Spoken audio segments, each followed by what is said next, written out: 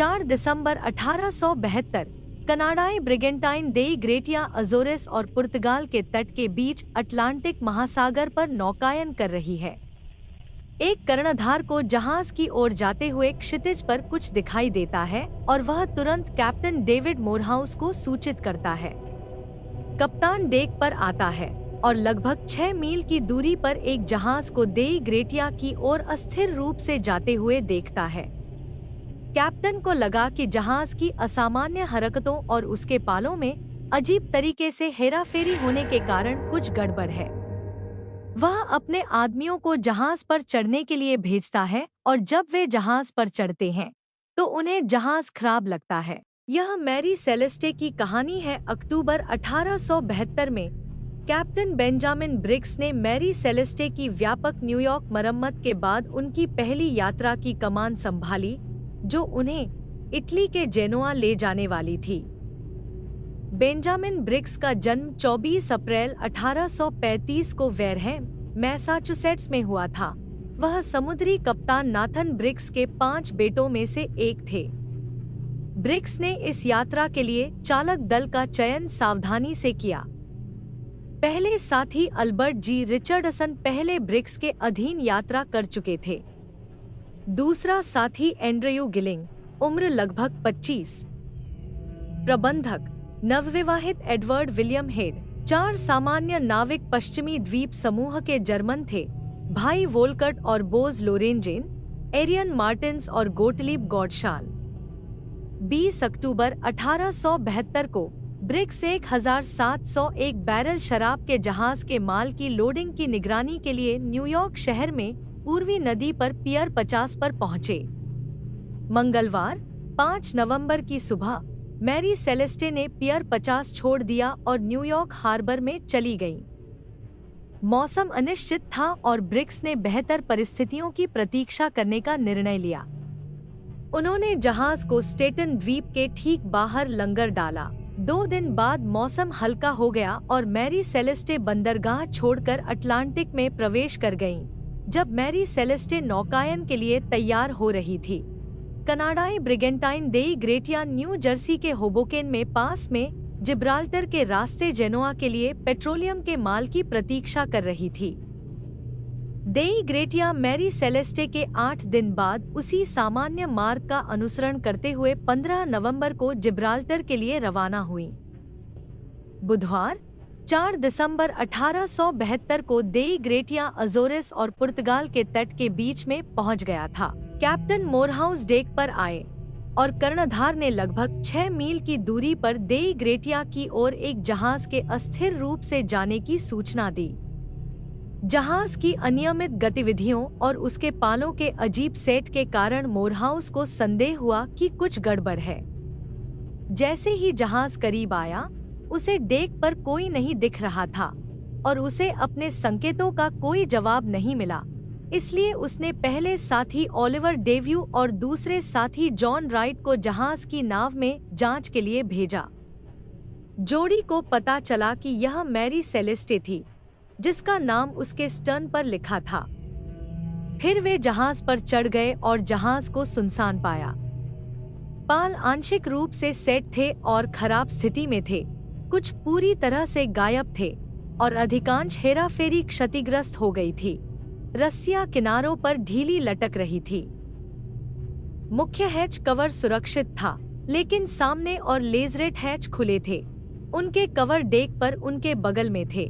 जहाज की एकमात्र लाइफ बोट एक छोटी सी नाव थी जिसे स्पष्ट रूप से मुख्य हैच के पार रखा गया था, लेकिन वह गायब थी, जबकि जहाज के कंपास वाला शिखर अपनी जगह से हट गया था और उसका कांच का कवर टूट गया था।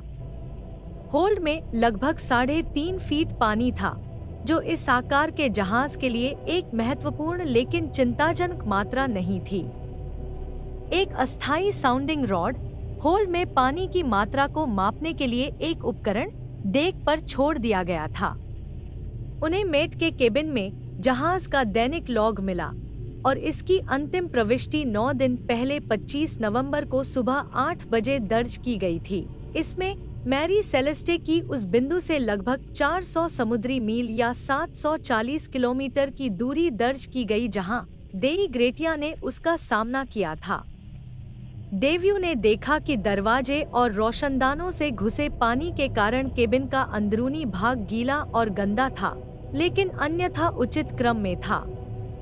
उन्हें ब्रिक्स के केबिन में निजी सामान बिखरा हुआ मिला, जिसमें बिस्तर के नीचे एक म्यान वाली तलवार भी शामिल थी, लेकिन कप्तान के नेविगेशन उपकरणों के साथ साथ जहाज के अधिकांश कागजात गायब थे।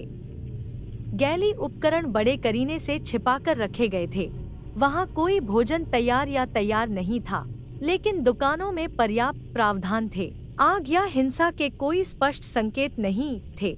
साक्ष्य ने लापता जीवन रक्षक नौका के माध्यम से जहाज से व्यवस्थित प्रस्थान का संकेत दिया।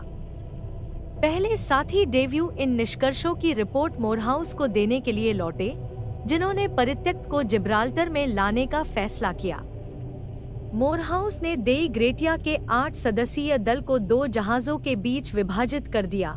डेव्यू और 2 अनुभवी नाविकों को मैरी सेलेस्टे के पास भेज दिया, जबकि वह और 4 अन्य लोग देई ग्रेटिया पर ही रहे। जिब्राल्टर के अधिकांश रास्ते में मौसम अपेक्षाकृत शांत था, लेकिन प्रत्येक जहाज में बहुत कम चालक दल थे और प्रगति धीमी थी। देई ग्रेटिया 12 दिसंबर को जिब्राल्टर पहुंचे। मैरी सेलेस्टे को कोहरे का सामना करना पड़ा और वह अगली सुबह वहां 23 दिसंबर को शिपिंग के सर्वेक्षक जॉन ऑस्टिन और रिकार्डो पोर्टुनाटो द्वारा मैरी सेलेस्टे की जांच की गई। ऑस्टिन ने देखा कि धनुष पर चोट लगी है, संभवतः किसी तेज उपकरण के कारण, और कप्तान की तलवार पर खून पाया गया। पतवार पर बंदरगाह ने निष्कर्ष निकाला कि जहाज किसी टकराव में शामिल नहीं हुआ था या फंस गया था। रॉयल नेवल कप्तानों ने ऑस्टिन की राय का समर्थन किया कि धनुष में कटौती जानबूझकर की गई थी और उन्हें जहाज की पटरियों में से एक पर दाग और संभवतः कुल्हाड़ी के कारण गहरा निशान मिला। फ्लड का यह भी मानना था कि मोरहाउस और उसके लोग कुछ छिपा रहे थे। कुछ असाधारण और चिंताजनक परिस्थितियां उत्पन्न हुई होंगी, जिसके कारण पूरे चालक दल को पर्याप्त प्रावधानों के साथ एक मजबूत और समुद्र में चलने योग्य जहाज को छोड़ना पड़ा। डेक पर पाए गए साउंडिंग रॉड के आधार पर यह सुझाव दिया गया है कि ब्रिक्स ने गलत साउंडिंग के बाद जहाज को छोड़ दिया, क्योंकि शायद पंप में खराबी थी, जिससे यह गलत धारणा बनी कि जहाज में तेजी से पानी जमा हो रहा था। परित्याग से पहले एक गंभीर जल प्रलय की हड़ताल जहाज में पानी की मात्रा और उसकी हेराफेरी और पाल की जर्जर स्थिति को स्पष्ट कर सकती है। टोंटी से उत्पन्न कम दबाव के कारण बिल्ज से पानी पंपों में चला गया होगा, जिसके कारण चालक दल ने मैरी सेलेस्टे पर पानी की मात्रा का अधिक अनुमान लगाया और माना कि उसके डूबने का खतरा था।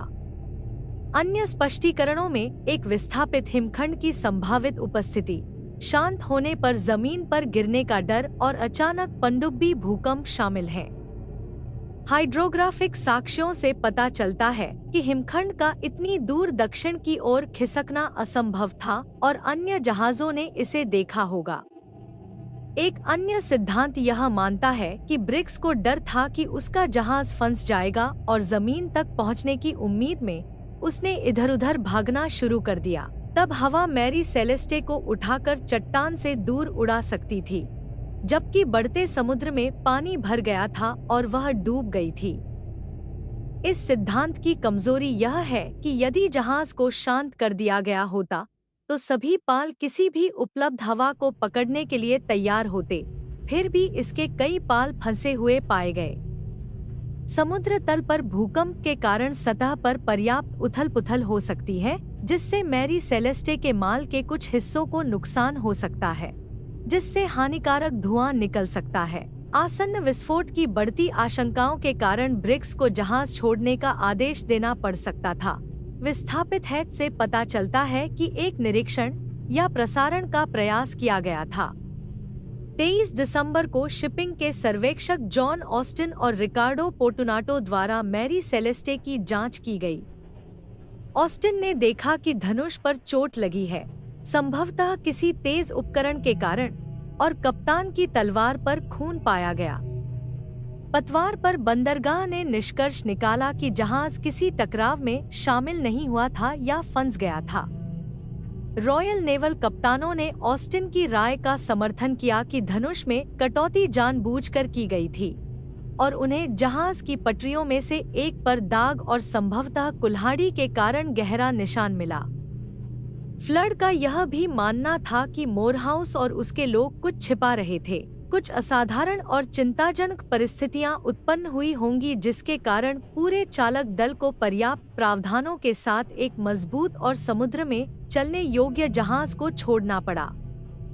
डेक पर पाए गए साउंडिंग रॉड के आधार पर यह सुझाव दिया गया है कि ब्रिग्स ने गलत साउंडिंग के बाद जहाज को छोड़ दिया क्योंकि शायद पंप में खराबी थी, जिससे यह गलत धारणा बनी कि जहाज में तेजी से पानी जमा हो रहा था। परित्याग से पहले एक गंभीर जल प्रलय की हड़ताल जहाज में पानी की मात्रा और उसकी हेराफेरी और पाल की जर्जर स्थिति को स्पष्ट कर सकती है। टोंटी से उत्पन्न कम दबाव के कारण बिल से पानी पंपों में चला गया होगा, जिसके कारण चालक दल ने मैरी सेलेस्टे पर पानी की मात्रा का अधिक अनुमान लगाया और माना कि उसके डूबने का खतरा था। अन्य स्पष्टीकरणों में एक विस्थापित हिमखंड की संभावित उपस्थिति, शांत होने पर जमीन पर गिरने का डर और अचानक पनडुब्बी भूकंप शामिल हैं। हाइड्रोग्राफिक साक्ष्यों से पता चलता है कि हिमखंड का इतनी दूर दक्षिण की ओर खिसकना असंभव था और अन्य जहाजों ने इसे देखा होगा।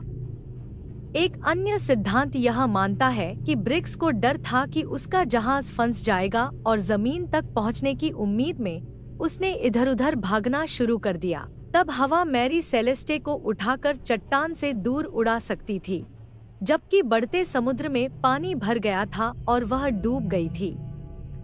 इस सिद्धांत की कमजोरी यह है कि यदि जहाज को शांत कर दिया गया होता तो सभी पाल किसी भी उपलब्ध हवा को पकड़ने के लिए तैयार होते, फिर भी इसके कई पाल फंसे हुए पाए गए। समुद्र तल पर भूकंप के कारण सतह पर पर्याप्त उथल-पुथल हो सकती है, जिससे मैरी सेलेस्टे के माल के कुछ हिस्सों को नुकसान हो सकता है, जिससे हानिकारक धुआं निकल सकता है। आसन्न विस्फोट की बढ़ती आशंकाओं के कारण ब्रिग्स को जहाज छोड़ने का आदेश देना पड़ सकता था। विस्थापित हेड से पता चलता है कि एक निरीक्षण या प्रसारण का प्रयास किया गया था।